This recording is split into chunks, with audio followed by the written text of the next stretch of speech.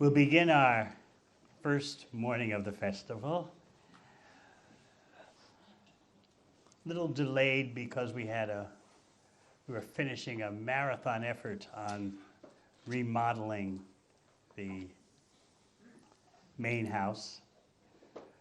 A marathon effort headed up by the Prasad team, Radha Prasad and Krishna Prasad, assisted by Nandishwar, and in the last days, Ramdas.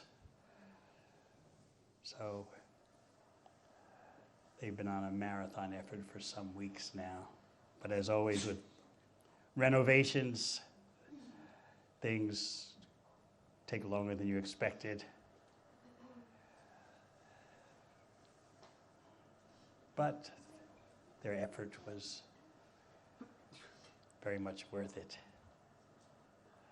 I don't suppose they're here now. They're probably recovering. Yes.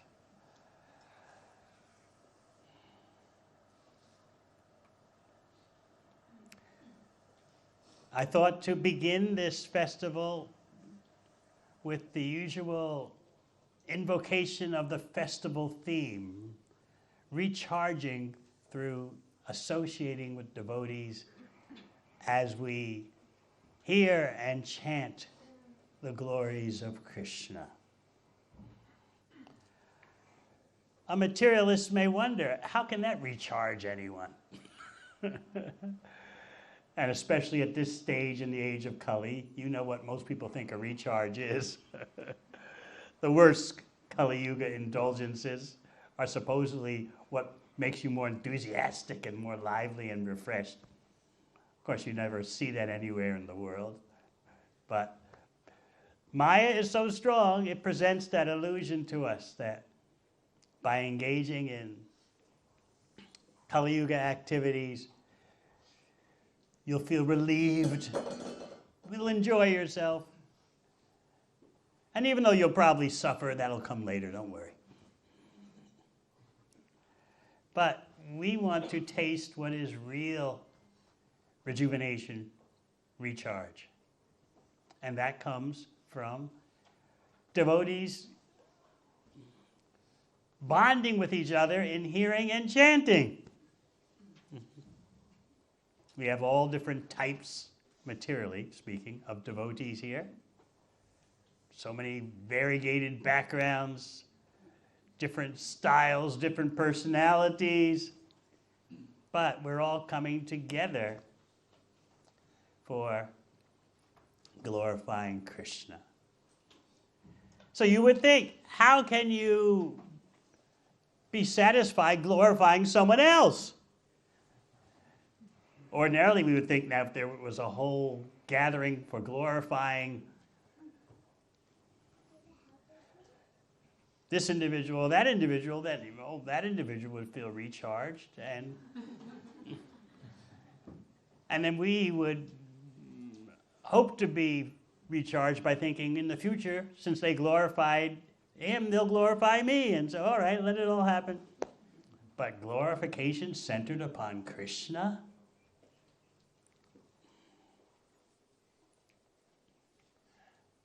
To the secular mind, it would seem that we're too much focused on Krishna. A secular-minded person would say, these people take their religion very seriously. Of course, what is real religion is an unknown factor these days. Religion has become simply a set of beliefs, some creeds, and some platitudes, and vague beliefs, and then you're religious. In fact, you're too religious. But we've gathered here to celebrate Paradharma, the supreme dharma, as stated in the first canto. Savai pumsam parodharmo yato bhakti atokshade. Ahoituki apratiyata yanatma supersediti. The superior dharma is that by which your pure love for Krishna increases. And that pure love means it has no interruption and no material motivation. So this verse is spoken in a genuine non-sectarian way. It says whatever religious system you claim to be following, whatever dharma, whatever yoga, the test of whether it's first class, superior, is whether it produces pure love. So if your religion, your dharma, your yoga fits into that category, okay. But then the question is, how can there be pure love without a clear, definitive understanding of the object of love? Oh, yeah, right. Simply understanding that there's God, the ultimate source, the supreme controller, will not suffice. Love involves attraction. And attraction means qualities, forms, activities, all to induce a state of absorption by the lover in the beloved. So how can indeed your dharma be para, superior, if you have no idea, no definitive idea of the Supreme Beloved? So in this way, as I often point out, bhakti yogis are simultaneously non-sectarian and sectarian. We say, anyone, have a go at it for the status of paradharma. If your system of religion or yoga produces this result, as the Bhagavatam says, all glories. So that's non-sectarian. Then we are sectarian. Krishna does exist. Krishna is a person. We don't erase Krishna from the whiteboard in order to make everything non-sectarian. So again, the non-sectarian nature is that everyone has a chance to occupy that post. Their dharma, their yoga has a chance. This Bhagavatam doesn't say in this verse, Savai Pumsam Paro Dharma. It must be Krishna Bhakti. No, it's open-minded. It gives you a chance. Have a go at it. See where you wind up. Here are the standards. Now, there must be a standard, otherwise how can there be evaluation, right? If you say this car is better than that car, you're assuming a standard.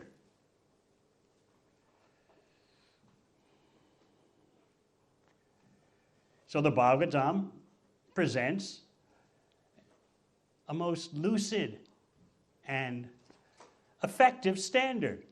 Ahitukiya pratiyata. The love should be uninterrupted and non-materially motivated.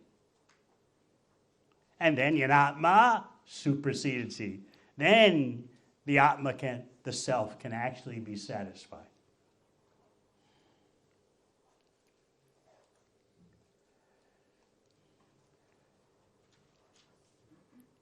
The Krishna focus is there because the Supreme Absolute Truth is that from which everything emanates. Everything means qualities, names, forms. Why do we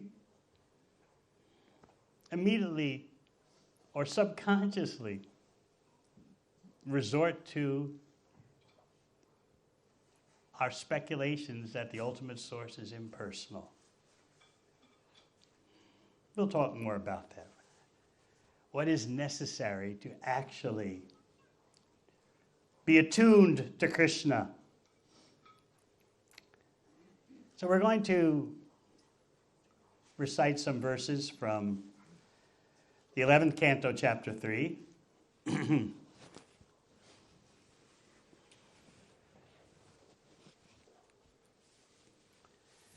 And these verses give you insight into how to maximize your presence at this festival.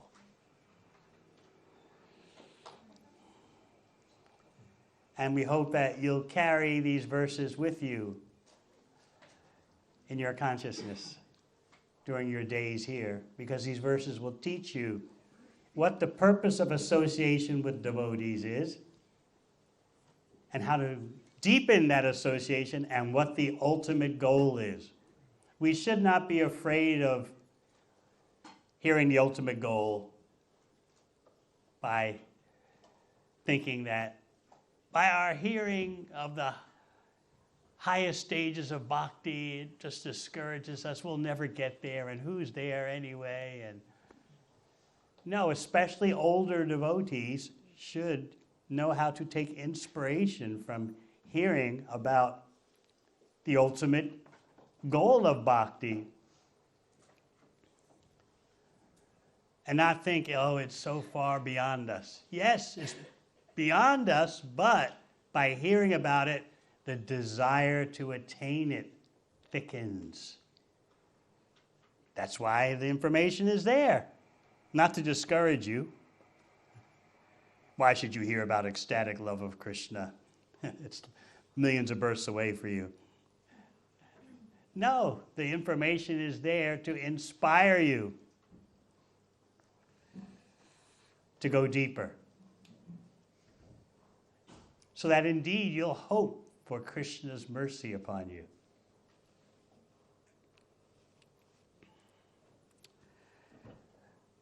So we'll start with text 30. Now, let me give you some background.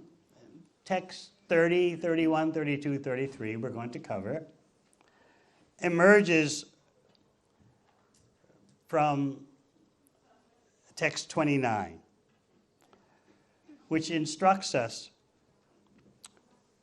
with various items. I won't read them all, but one who desires his ultimate self-interest should cultivate friendship with those persons who have accepted Krishna as the Lord of their life.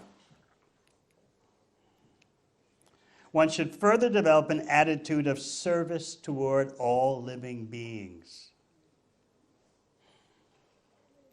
So keep that in mind as we proceed into text 30. Om Namo Bhagavate Vasudevaya.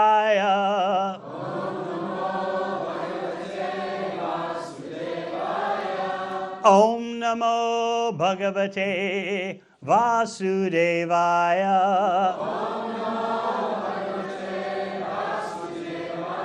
Om Namo Bhagavate Vasudevaya.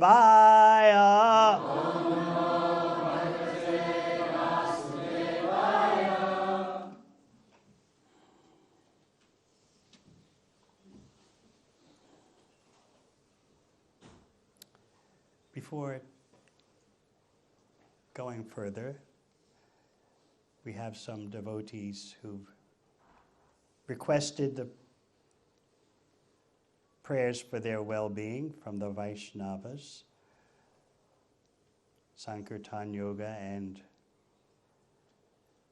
Banamali Gopal, and their newborn child going through a rough stage in their new parenthood in terms of the medical situation. So please keep them in your thoughts.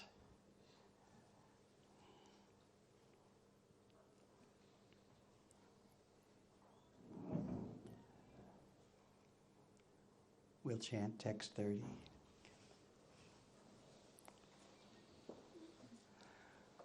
Parasparanu katanam Pavanam Bhagavad Yasha Mitoratir Matastushtir Nivrittir Mitta Atmanaha Parasparanu Katanam Pavanam Bhagavad Yasha Mitoratir matastushtir. Nivrittir mita atmana. Parasparanu katanam. Pavanam bhagavad yasha. Mitoratir matastushtir. Nivrittir mita atmana.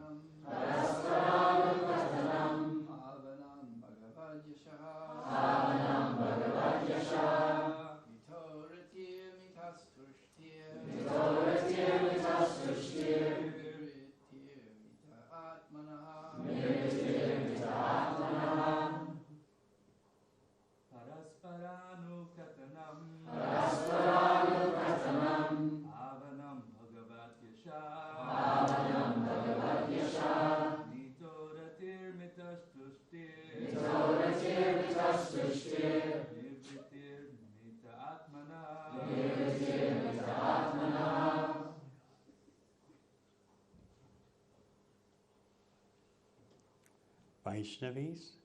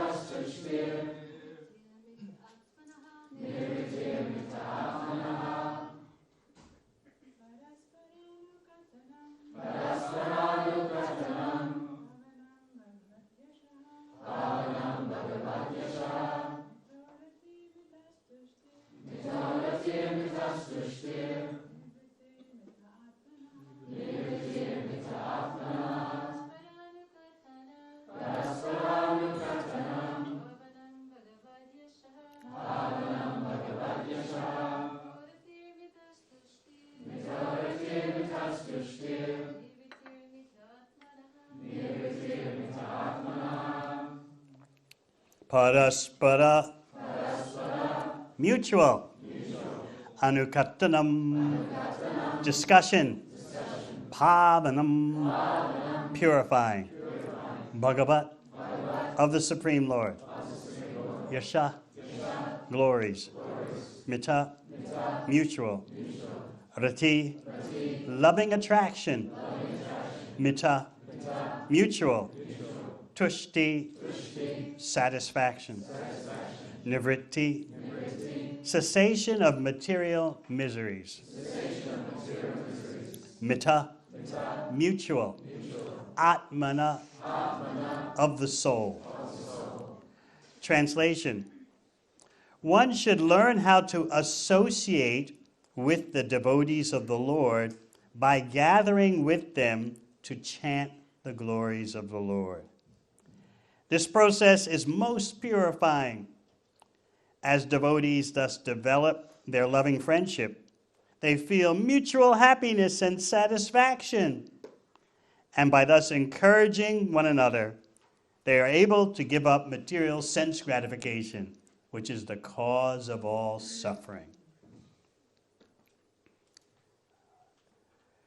So we'll be covering several verses, and I'll give you the gist of the commentary by the Acharyas.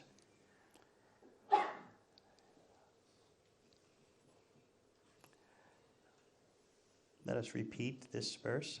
One should learn how to associate with the devotees of the Lord. By gathering with them to chant the glories of the Lord. This process is most purifying. As devotees thus develop their loving friendship, they feel mutual happiness and satisfaction. And by thus encouraging one another, they're able to give up material sense gratification, which is the cause of all suffering. Om Gana Chimadandasya Gyananjana Shalakaya Chakshun Militang Yena Tasmai Shri Gurave Namaha.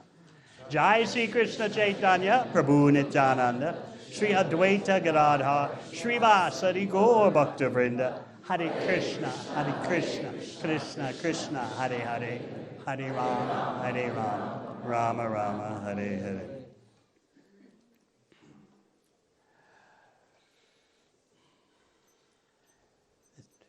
This is one of several verses which teach us the applied spiritual technology of how to associate with devotees.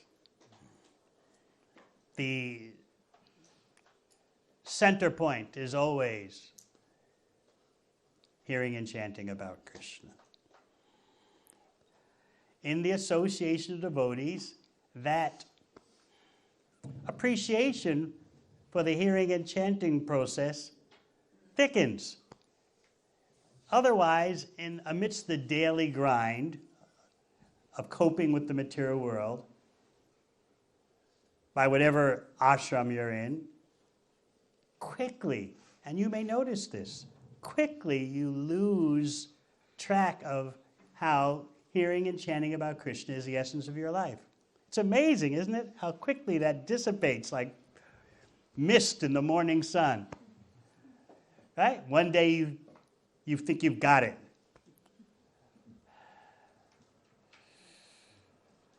And then the inexorable, constant grinding process of material existence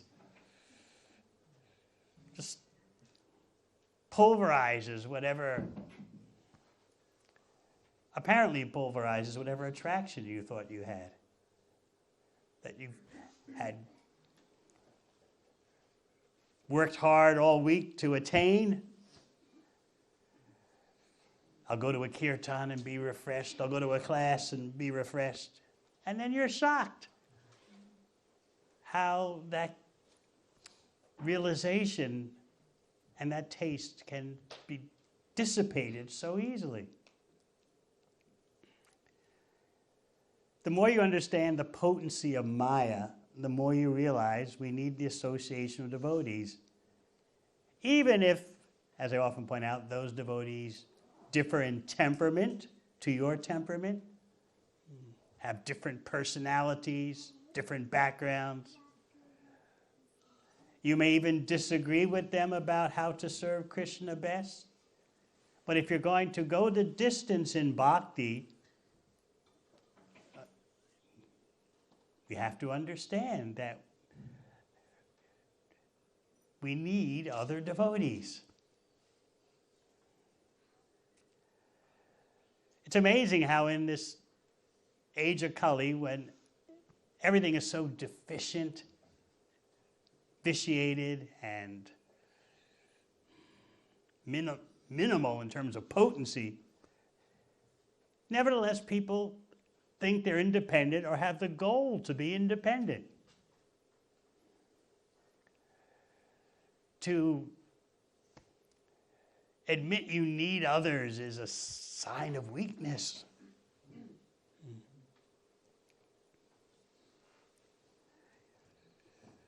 As I often point out, even persons in relationships, partners, they don't like to say, I need you.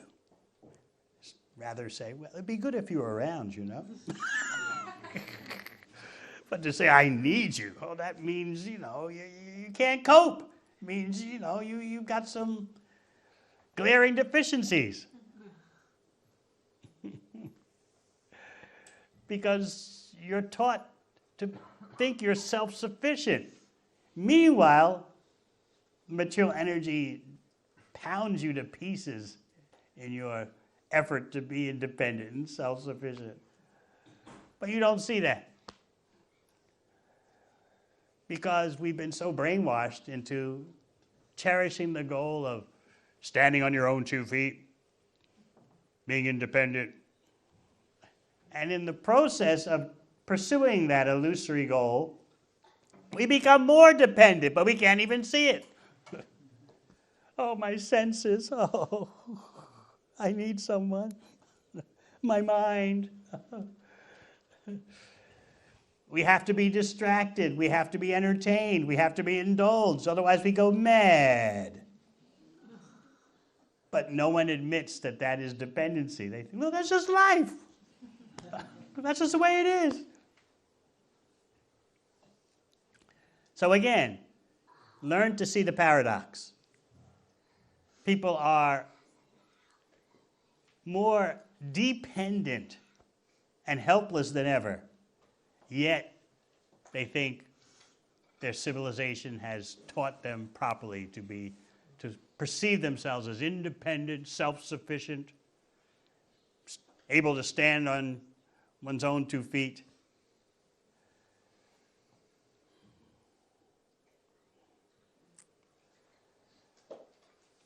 Meanwhile, everything around us is teaching us the lesson of our total dependency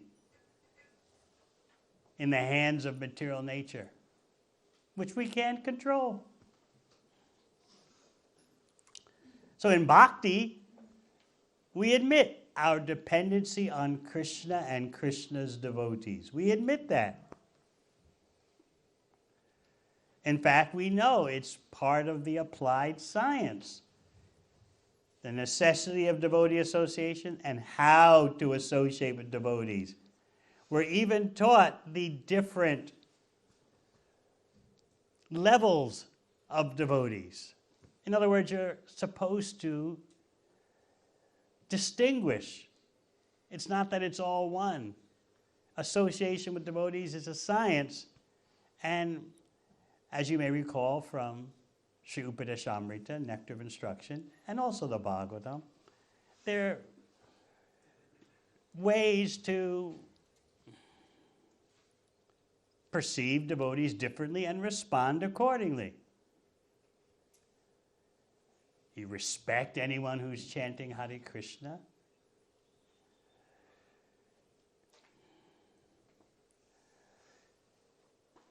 But then again, there are those who are fully engaged in Krishna's service.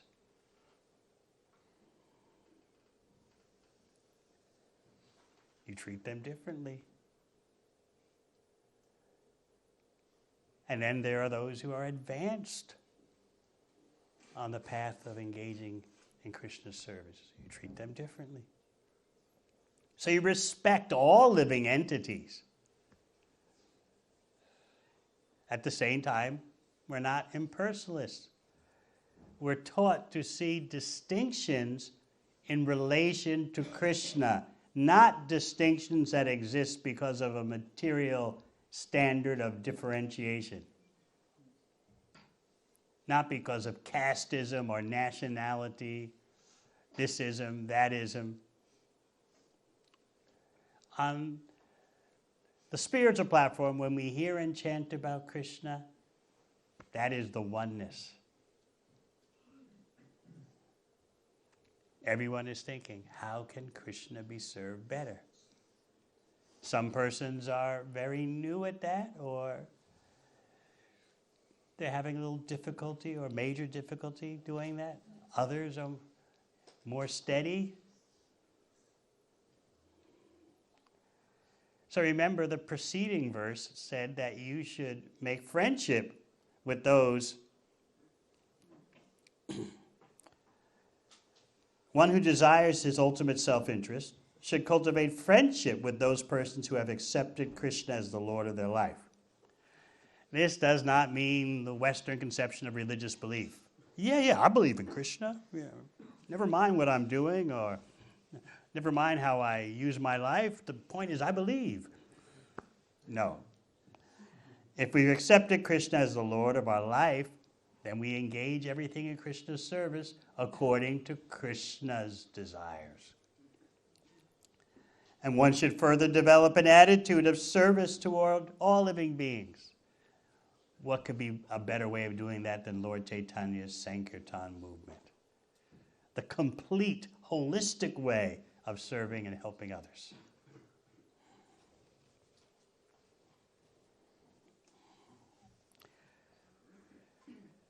So today we're hearing that one should learn how to associate with the devotees of the Lord.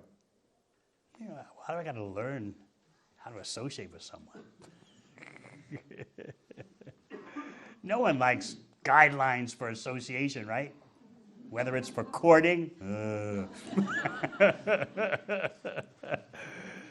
whether it's for courting or this or that, the other. What do we need guidelines for associating with anyone? It's just like throwing clothes in a washing machine, you know? All different types of clothes. You throw them in the washing machine, press the button. Well, what do you mean you have to learn how to put clothes in a washing machine? The whole purpose of the washing machine is you don't worry about that. You just gather all the clothes together and throw them in. So associating with devotees should be like that, you know? Why do we have to learn how to associate with devotees? But it's the greatest transcendental art, science, and culture, associating with devotees. And as I often point out, we should never think that it's a mundane social skill. You know the stories I would tell about, still a very popular book, How to Win Friends and Influence People. You'll never learn how to associate with devotees by following such mundane techniques. Find out what the person's interested in and talk about that. Know a few details about their family or their friends. Oh, how's your son doing skiing? You read this book, Krishnagras? Krishnendu? Krishnagras hasn't read it. You haven't read it, right? Nah. Well, you read it? Yeah, it's a classic, right? I told you the story. My father was, when I was 12 or 13, he was worried that I wasn't socializing enough and mixing with people and turning into the mover and shaker that he had in mind. Remember, his acharya was Hugh Hefner. But anyway.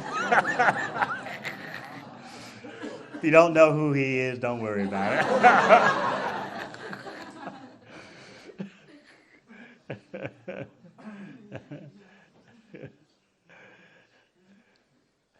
Bimala Devi Das, he's looking at me with a quizzical look on her face. You don't know who Hugh Hefner is, right? No. You ask your husband. He was famous even in Scotland and Australia, huh? Infamous. So anyway, my father had that concern, and so he gave me this book to read, How to Win Friends and Influence People. This will take you higher. So I read it, and it gave you techniques like, back then there were no computers, so they said get a bunch of index cards and have some kind of container for your index cards. Remember those from yesteryear? And put the person's name on the top, and then on the card write a few points that person has in their life, in his or her life, that you can bring up in a conversation. It's like, let's say, you're talking to Shivananda Sain here. You get the card, you put his name on top. Music, physics.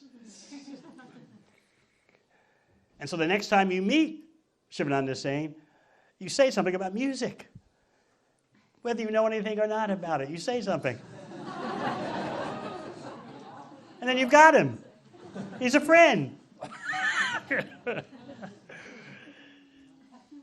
So I read the book, and I My father one day took me over to his friend's house, and his friend had an organ in the house. And so I just walked up to the organ, and the friend was there talking to my father and said, "Wow, an organ. How interesting. I always wondered about organs. How long does it take to learn how to play that?" And immediately my father's friend got very excited. He told my father, "Your son, he has musical interest, and maybe he should come over for some lessons." And my father was smiling at me, "Yeah, now, great, son, you're doing great. This is what life is about, how to manipulate people." But anyway, after that one experience, which was supposedly a complete success as my father saw it, I thought, I don't want to live a life like this. I'm 12 years old. I don't want to grow up being a phony. So that was the end of my applying that book.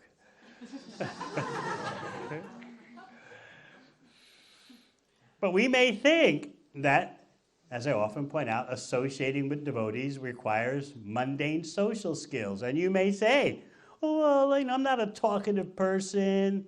I'm a shy, quiet person. What do you expect me to do with devotees?" But it's not about those material characteristics. Associating with devotees is a divine skill that requires you're begging Krishna for that talent. And we don't like to beg, do we? We think, I'm pretty good, not the best, and I just need a little bit of tweaking here and there, and that's all. But associating with devotees is such a transcendental, out-of-this-world skill. We have to beg for it. And then we'll start to understand why bhakti stresses so much the association with devotees. You may recall from the third canto, the famous verse, "Satam prasangan mama virya samvido bhavanti hikarna rasayana kata tajoshanara shupavaga partmani shraddharati bhakti anukramishyati." In the association of devotees, talks about Krishna become more powerful and sweeter. That's the experience you need, and to have that experience, you require the association of devotees. And particularly, Srila Vishwanath Chakravarti Thakur points out, according to the quality of the association that you're hearing and chanting about Krishna in, there are different levels of reaction, transcendental reaction in you. So that means if you're chanting and hearing in the association of neophyte devotees, of course you're associating with Krishna through sound, but the effect on your heart won't be as dramatic as when you're hearing and chanting about Krishna in the association of advanced devotees. Srila Vishwanath Chakravarti Thakur even breaks it down that in the association of beginning devotees, the hearing and chanting produces bhajana kriya. You feel inspired to engage in Krishna's service. Whereas when you associate with more advanced devotees, the hearing and chanting produces higher stages of bhakti, nishta, fixed in bhakti, ruchi, taste, and beyond. But the general principle is to hear and chant about Krishna in the association of devotees. And therefore, we want to create an assembly of sincere devotees who are dedicated to Krishna's service so that the effect of hearing and chanting will be even more pronounced. We have that responsibility. So this is my point, that even in association with devotees, you should have some discrimination. and distinguish, but not in an obnoxious way. Oh, you're just a neophyte. I can't hear and chant with you. Or, I don't see any pure devotees around, so I guess I'll just stay in my own house. That's not how these verses are meant to be applied.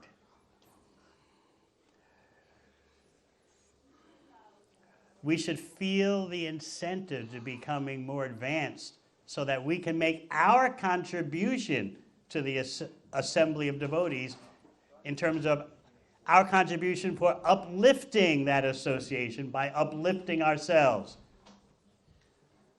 We don't want to be dead weight in the association of devotees, dragging things down.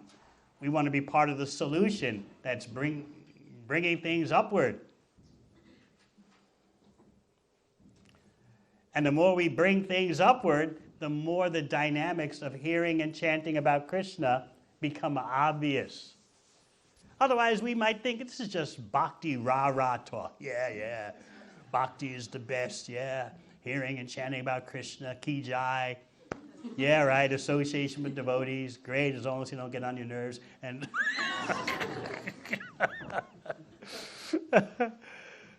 but once you tune in to the central dynamics of hearing and chanting about Krishna association with devotees, then everything starts to become clear. And as you become more advanced, you relish any opportunity. You actually seize that opportunity. You grab it for hearing and chanting in association with devotees.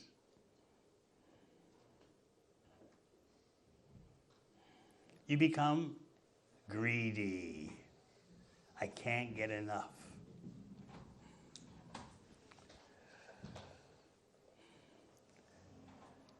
Srila Prabhupada, in his purport to Satam Prasangan Mama Virya Samvido, points out that actually without the association of devotees, it's very difficult to understand Krishna. Because our default position in the material world is impersonalism. The whatever, the you know, or no one, you know, what no one knows. And that's our default position. To grasp how Krishna is the Supreme Personality of God, it requires association of devotees. And the more we stay away from that association, the more that we lose our affinity. We become out of tune. Because the whole purpose of the material world is to deny Krishna's personality. You can become even the most advanced jnani. One of the rarely successful impersonalists. But to understand Krishna, Kashchin mam veti tattvataha, as Krishna says in Bhagavad Gita, only one knows me in truth. That's because the default position is impersonalism, whether we're conscious or unconscious about it.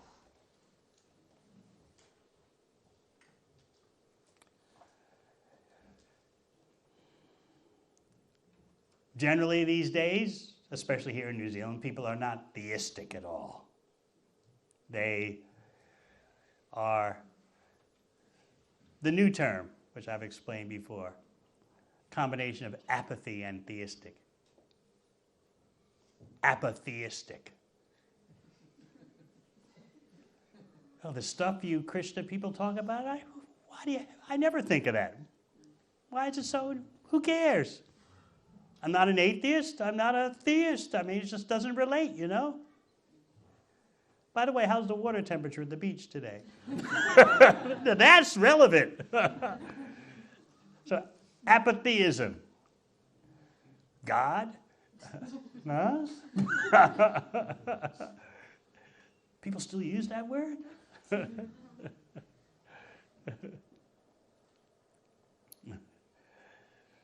So it's been like that here in this part of the world for a long time.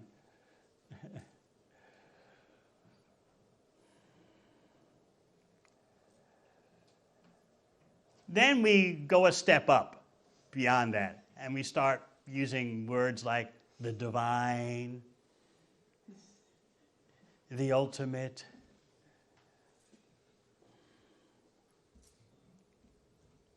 That's something, but it doesn't compare to understanding Krishna.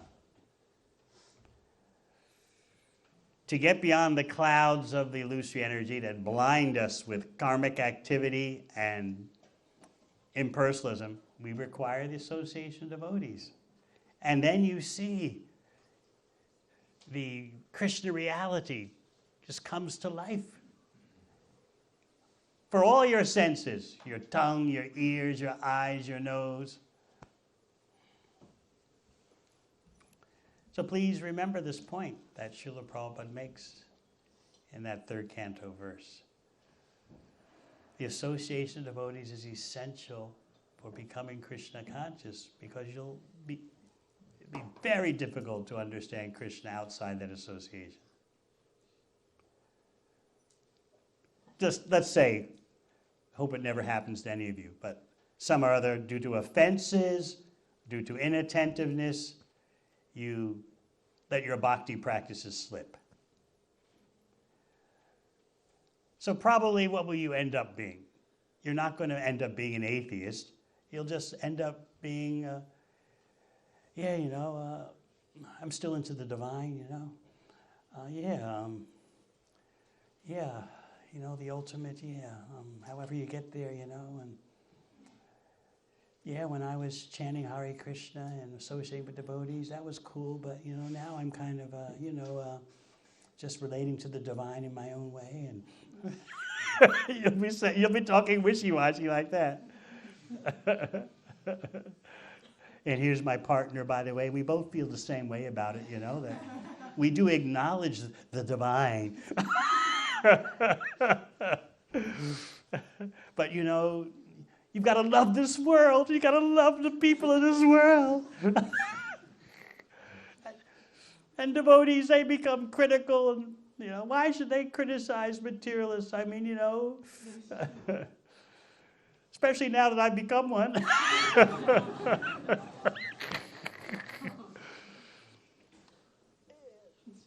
This distinction,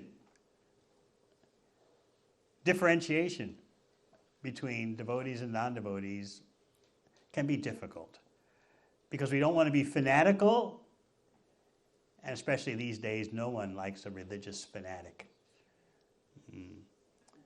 But if we just open the doors and say anything goes, what happens to our purity? What happens to our Krishna bhakti? So part of development in bhakti is learning how to differentiate in a non-obnoxious way. In the beginning, we may be a bit insensitive about it, because we're trying to protect ourselves. Just like in parts of the world that are ravaged by COVID. Persons have different conceptions of how to protect yourself from infection. You should always wear a mask. No, masks are not necessary. Keep your social distance. Oh, no, the latest information is such and such. So even amongst the society of devotees in different parts of the world, there are disagreements on how to protect yourself from infection. But there is recognition that there is an infection, and you got to do something about it. It's not that anyone is saying, oh, just do whatever you like. Well, maybe except for the former president of the USA, but anyway. Oh, it's all nothing. And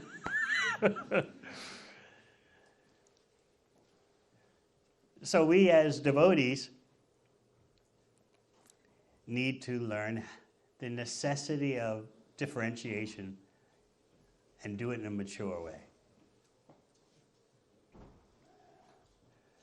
It's to be expected in the beginning. Without senior guidance, you might be a bit too fanatical. But you're just trying to protect yourself.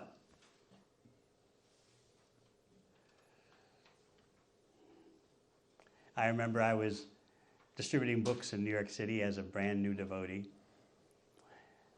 And this is Manhattan. I was on the streets of Manhattan, millions of people.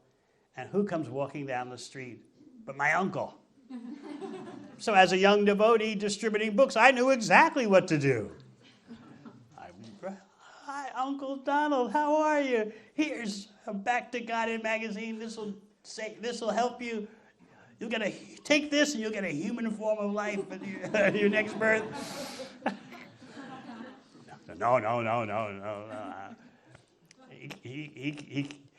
He kept saying no and was walking onward. And I walked with him for 3 city blocks. Come on. I didn't give up until 3 blocks later. I was walking alongside him, sincerely trying to convince him. Now, obviously, I wouldn't do that these days. I would take no the first or second time he said it, but follow someone 3 blocks down the street. But I was sincere about wanting to give him the best.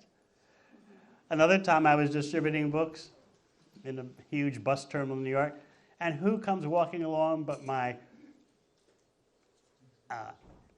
former academic advisor at Yale, department head. And of course, as a young devotee, I knew exactly what to do. But he was a pious guy. He just took the magazine in his hand and said, so this is it? You found it? I said, that's right. He knew I was a searcher. So he bought it. I don't know if I would have, as an older devotee, I would have had that same, enthusiasm expressed in that way. That these days you meet a highly placed person and you have a tendency to be awed by their stature, and I don't know, should I offer him a book or should I not? But that's the advantage of being a young, enthusiastic devotee. Never mind who he is. Okay, department head at Yale University, take one of these. And he bought it.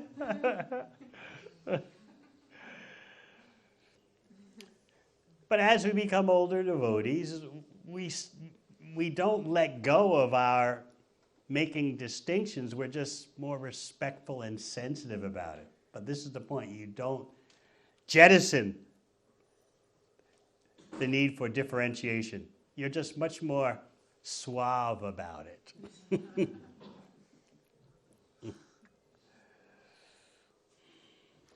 There is an infection, and you have to protect yourself. You're not being sectarian or zealous or fanatical to acknowledge that there's an infection, there's a virus. So what are you going to do about it? You're newly recovered from the virus of material existence. You don't want to get sick again, so you have to discriminate. But how to discriminate in a respectful and sensitive way? That may take some time.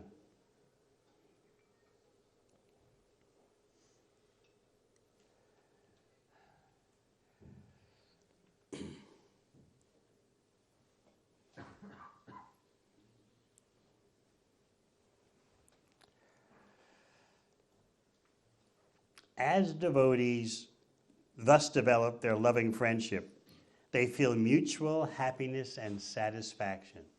This may take some time, because in the beginning, I notice in bhakti, you group around persons who you can click with materially. Maybe persons from the same material background, same personality type.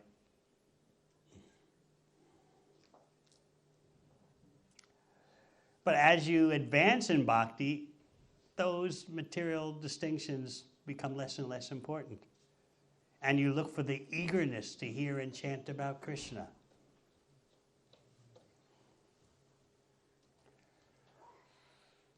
Just like, let's say,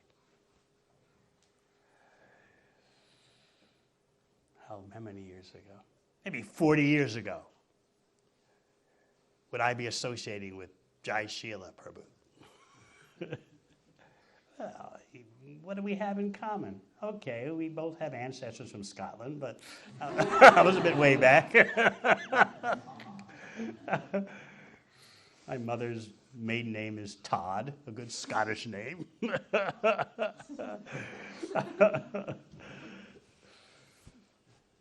So 40 years ago,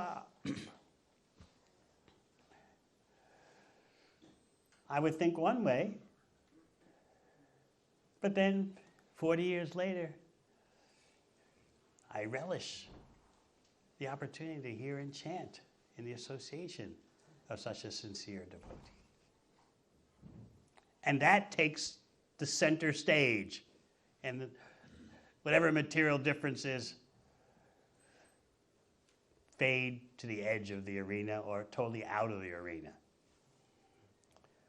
But, it's natural. We're human beings, and we're at different stages of our spiritual development. So it's natural that in the beginning, you kind of hang with persons you click with, right? Kadirvan was telling me it's like that amongst the ladies, much less than the way it is in the material world.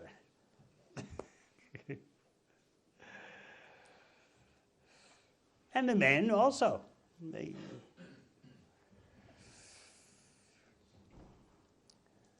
They like men who are like them in terms of goals, expertise, accomplishments.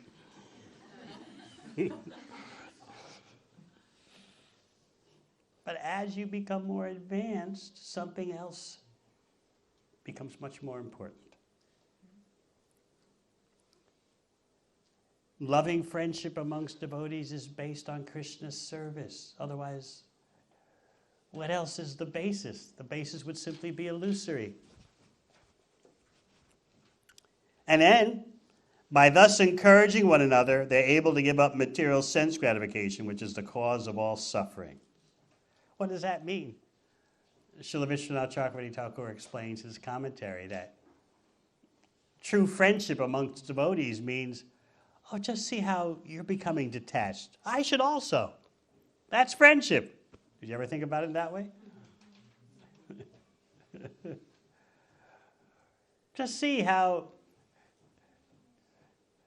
you're becoming less fixated on material enjoyment. I could also try for that. That is friendship. Or just see how dedicated you are in your attachment for glorifying Krishna. I should aspire for that. This is no small thing, by the way. This is a big deal. And that's what friends are for, the big deal. Friends in bhakti are for the big deal. I count you as one of my friends, and look how detached from material enjoyment you're becoming. Okay, I'll pull up my socks and I'll try to move in the same direction. Or, you're my friend, and I see that you really sorted out your lifestyle and you've arranged that chanting attentively is number one in your life. I never thought you could do it, to tell you the truth. Okay, I'll have a go. I mean, if you can do it, maybe I can do it. I thought we kind of shared the same problems, like, no time and job pressures, family pressures, relationship issues, child raising issues. I thought we had the same excuses, but now I see somehow that you forged ahead. Okay. I can go that route too. At least I'll try. That's what friends are for. Not, well, yeah, I see what you mean. All that talk about hearing and chanting is great when you're in the ashram, but, once you leave the ashram, you just got to deal with the real world. And, that's just the way it is, We all know what the Bhagavatam says, but, when we're dealing with the real world, you just got to surrender to it, And I guess the hope is that 40 years later, you'll reemerge, and revive your old habits of bhakti, but, right now, you got to do what you got to do, and you understand. Yeah, I've come to the same conclusion. Is that friendship?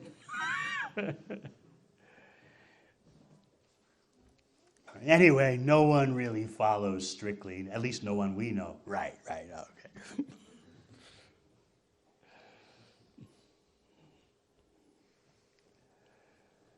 Or if you're talking to your so-called friend like that and you hear what comes up in your conversation is that, well, we all know no one follows strictly, but there is, that person or that couple, they're. And then what do you say to your so-called friend? But anyway, they're mystic yogis. You brush them off in that way. They were yogis in their past life, you know.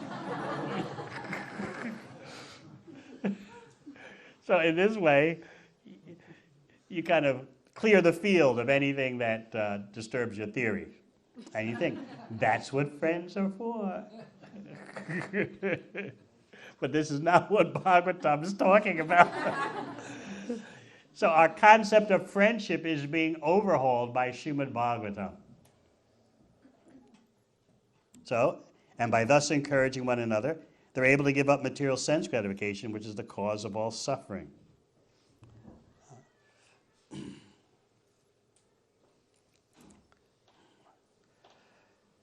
To increase our love for devotees, to satisfy devotees, and to learn to see the whole world as paraphernalia for engaging in Krishna's service. We require the association of devotees for that. Both Srila Bhaktisiddhanta Saraswati Thakur and Srila Prabhupada make the point that without the association of devotees, you lose the ability to distinguish between material and spiritual activities. It all becomes a blur. In the coming days, we're going to be going over some verses of the Shikshashtaka, the 8 prayers composed by Lord Chaitanya. And those 8 prayers cover all the 3 levels of bhakti: Sambandha, Abhideya, and Prayojana. Understanding our relationship with Krishna, acting in that relationship, and achieving the fruit of that relationship. So in those 8 prayers, there's something for every devotee.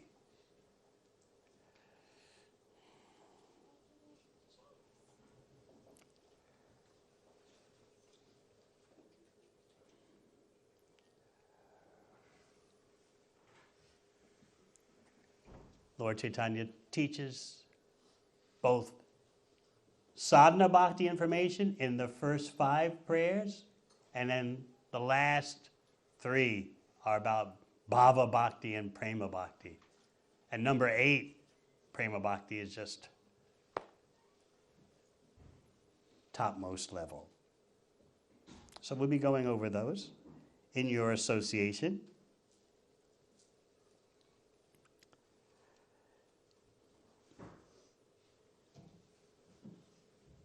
We'll look at the next verse, text 31.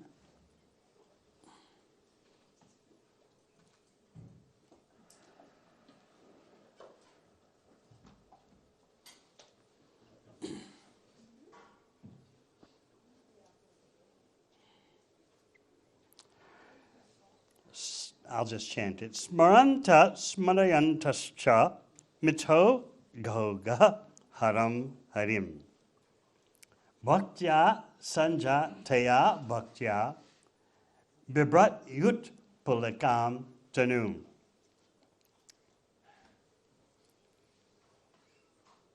We'll read the translation.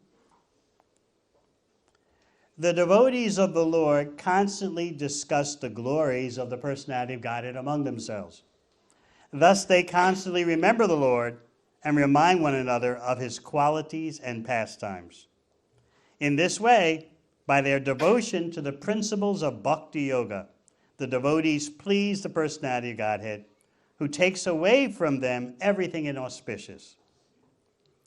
Being purified of all impediments, the devotees awaken to pure love of Godhead, and thus, even within this world, their spiritualized bodies exhibit symptoms of transcendental ecstasy, such as standing of the bodily hairs on end. Let us repeat. The devotees of the Lord constantly discuss the glories of the personality of Godhead among themselves. Thus they constantly remember the Lord and remind one another of his qualities and pastimes. In this way, by their devotion to the principles of Bhakti Yoga, the devotees please the personality of Godhead, who takes away from them everything inauspicious, being purified of all impediments. The devotees awaken to pure love of Godhead. And thus, even within this material world, their spiritualized bodies exhibit symptoms of transcendental ecstasy,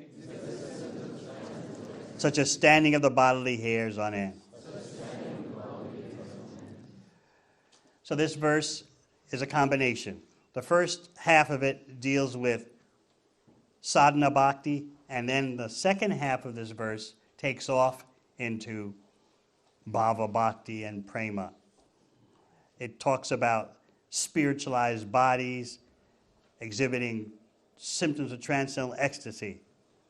And it gives one of the ashtasattvika, one of the 8 symptoms of transcendental ecstasy, hairs, bodily hairs standing on end. The verse is showing you that through sadhana bhakti, it's possible to develop prema bhakti. And as we pointed out before, we need to keep the ultimate goal in mind, especially as you are an older devotee. Don't push away descriptions of the transcendental ecstasies and the foremost stages of love of Krishna, thinking, oh, what's the use of my hearing about that? I'm just trying to pay the bills. And no, by hearing about the goal, you become certainly purified and inspired. Whether you can detect it in your heart or not, the super soul detects it. And what seemed impossible gradually starts to become possible. Just like maybe when you were a brand new bhakti yogi or aspiring bhakti yogi, and when you heard about the regular principles, you thought, impossible. But then gradually, by associating with devotees and practicing, you found out, hey, it is possible. So similarly, as you become an older devotee, when you hear these descriptions, hair standing on end, spiritualized bodies, you think, I don't know how many births it's going to be before I get that. But gradually the impossible becomes possible, especially because we're followers of Sri Chaitanya Mahaprabhu, and especially if we're dedicated to serving the mission of Sri Chaitanya Mahaprabhu. There's a paradox in bhakti, and we'll talk about this more in the coming days. That paradox is, the more advanced you become in bhakti, the less advanced you think you are. Now that runs contrary to what we'd expect. If you become better at something, you should know yourself, right? Whether it's this skill or this knowledge or that knowledge, you know yourself. Yeah, I know much more about it. Whether it's photography or whatever. Compared to 2 years ago, I know much more now.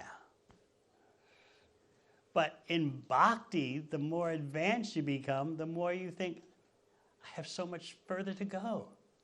And that is not discouraging. You'd think you'd be discouraged normally.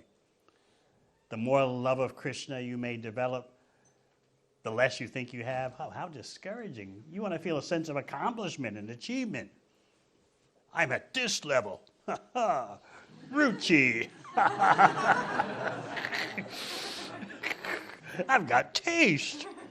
But we'll be discussing this more in the coming days, because this is the method taught by Sri Chaitanya Mahaprabhu. That the more you advance, the farther away Krishna seems to be. And this attitude produces ever-increasing ecstasy. Till finally you get to the point of Shunyayatam Jagat Sarvam Govinda Virahename. The whole world is empty without Govinda. Even though there seems to be so much activity going on, I just see null and void without Govinda. So as we pointed out, those last verses of the Shikshashtaka are about Bhava Bhakti and Prema Bhakti. The first 5 especially are for sadhana bhaktis. So now we're going deeper in the next 2 verses into the advanced stages of bhakti. So don't tune out thinking, oh, here I am just trying to chant 16 rounds, and if I get my rounds done before 11 p.m., we'll be talking more about that also in the coming days. How to overhaul your lifestyle. And we'll be talking about how your lifestyle is actually composed not so much of motivation, but habits. And if you can deal with your minute habits throughout the day and hone them, the end result accumulates into a big change. But we normally think, I just need the motivation to go from day to night, or night to day, and then that'll do it all. It doesn't really work like that. Neuroscientists who are expert in habits point that out. This is the least successful way to go about changing your lifestyle, by just thinking, okay, from tomorrow onward, I'm just going to do this and that's all. Be a complete radical transformation tomorrow morning onward. That's not the best way at all to go about things.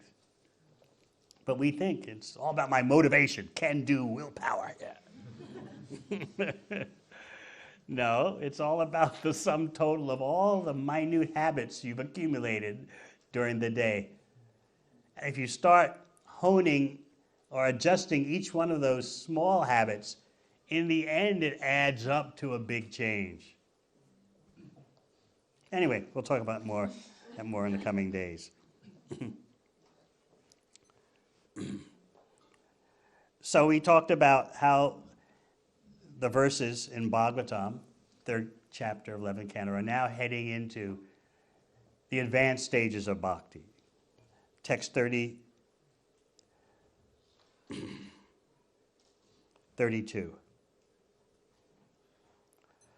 Kvachid rujancha chuta chintaya kvachid dasanti nandanti vadancha lokika nityanti gayanti yanushilayancha jam bhavanti tushnim param echa nivrita.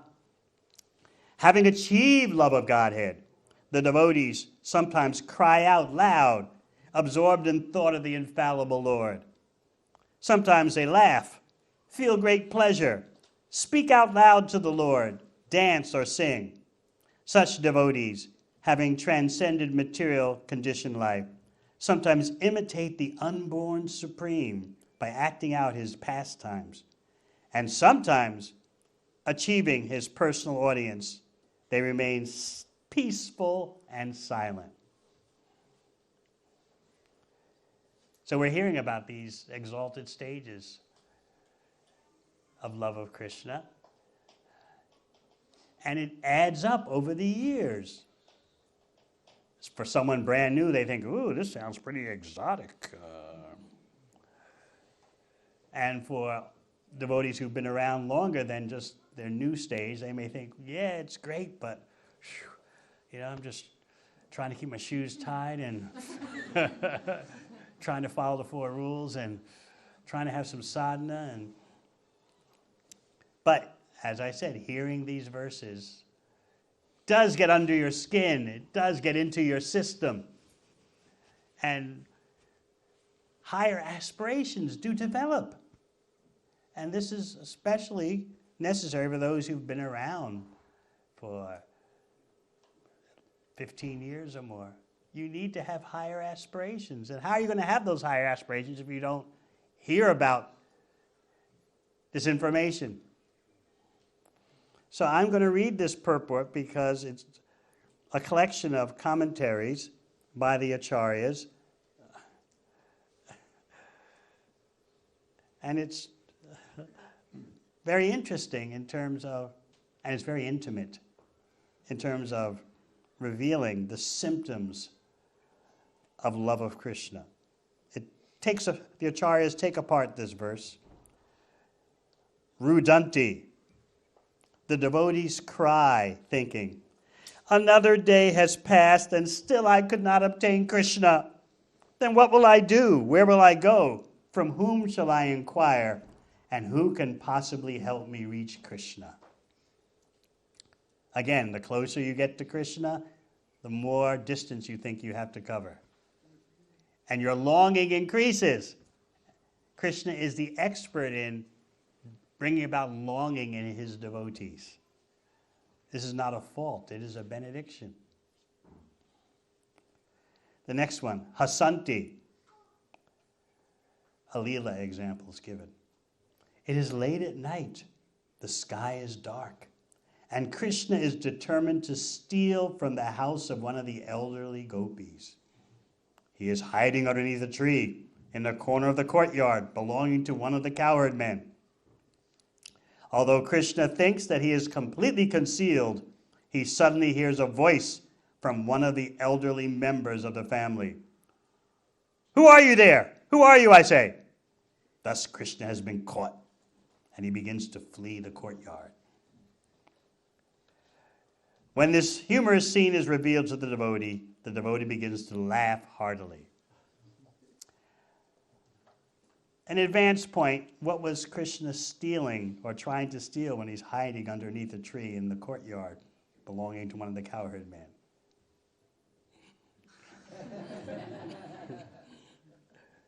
It wasn't milk sweets. Nandanti. When Krishna actually reveals his transcendental form to the devotee experiences the highest transcendental bliss. Vadanti, the devotee says to the Lord, "Oh Krishna, after so many days, I have finally achieved you."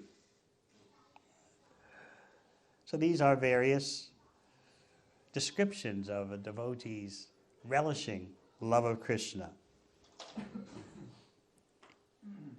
So finally, text 33, Iti Bhagavatan Dharman, Shikshan Bhaktya Ta Uttaya, Narayana Paro Mayam, Anjas Tariti Dustaram. Thus learning the science of devotional service and practically engaging in the devotional service of the Lord, the devotee comes to the stage of love of Godhead. And by complete devotion to the Supreme Personality of Godhead, Narayana, the devotee easily crosses over the illusory energy, Maya, which is extremely difficult to cross. Please repeat. Thus learning the science of devotional service. And practically engaging in the devotional service of the Lord. The devotee comes to the stage of love of Godhead. And by complete devotion to the Supreme Personality of Godhead, Narayan, the devotee easily crosses over the illusory energy Maya, which is extremely difficult to cross.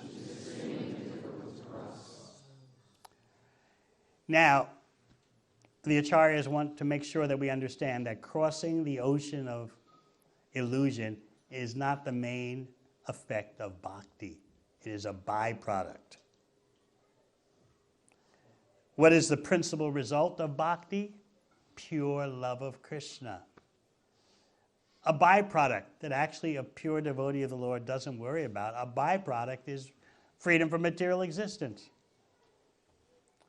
Because as you'll hear in the coming days, when Lord Chaitanya in his Shikshastika prayers says, Mama janmani janmani isware bhavatad bhaktir haitagitve, he's pointing out, let me remain in the material world for as long as the Supreme Lord wants. I don't mind rotating from one birth to another as long as I have devotional service. So Mahaprabhu is teaching us what the real focus of a bhakti yogi is. Not so much as the ultimate goal, just to get out of Maya, the ocean of Maya.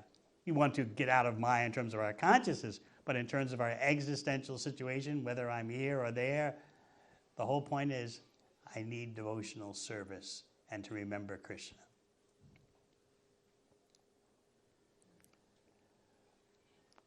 So please remember what the principal result of bhakti is and what the byproduct of pure love of God is.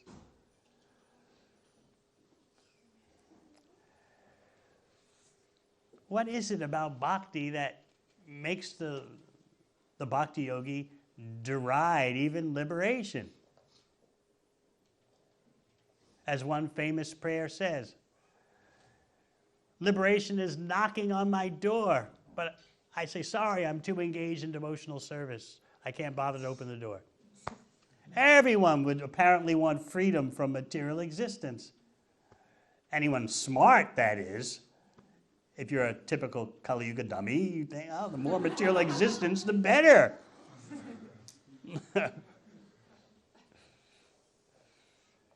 But with intelligence, we think, yes, I'm tired of suffering. That's intelligent. But bhakti is so exalted that even beyond our wanting to be free from material existence is the desire to engage in Krishna's service. So much so that, as Lord Chaitanya points out, I don't mind taking another birth. The question, though, is where is devotional service? And as Bhaktivinoda Thakur points out, where is the association of devotees?